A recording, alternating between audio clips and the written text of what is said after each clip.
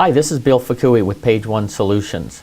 Today I'm here to share with you an inquiry that we got regarding pay-per-click advertising, because there's so much money being spent in pay-per-click advertising that I thought it was a good topic to address. The inquiry had asked, I am considering pay-per-click advertising, but would I be better off targeting organic listings instead? I understand PPC advertising can get very expensive. Fact of the matter is, it can get very expensive, but like any marketing, the cost is not necessarily the most important thing. It's the return that you're getting on the investment. So what I'd like to do is share with you some strategies today on how to get the most out of that.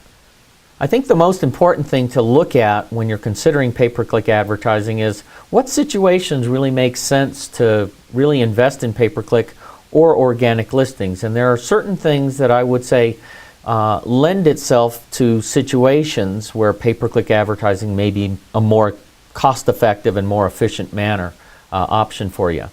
Number one is the immediacy. How quickly do you need to get results? Is the exposure on the internet driven by some seasonality or some window of time where that opportunity may go away?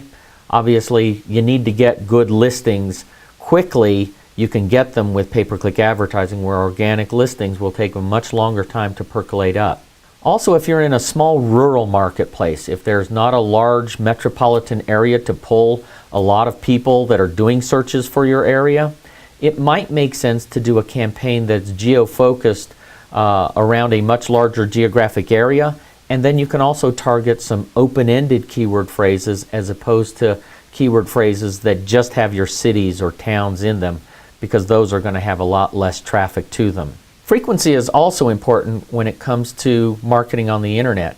If your listings are showing up in the pay-per-click listings, as well as in the Google Places listings, and is in the organic listings, quite frankly, you create a dominant presence on those first pages. So don't just think that if I'm showing up on the organic listings that that's good enough. I do have some clients that get good returns on their investment when they actually dominate that first page. Another good opportunity is when a practice really has not a large variety of keyword phrases that they're trying to target. In those particular situations, if there's a handful of just really niche keyword phrases, it might make sense to do a pay-per-click advertising campaign for those handful of keyword phrases while your organic listings still continue to percolate up. So there's a number of opportunities for the pay-per-click advertisers for you to consider, and those opportunities are, will depend on your situation.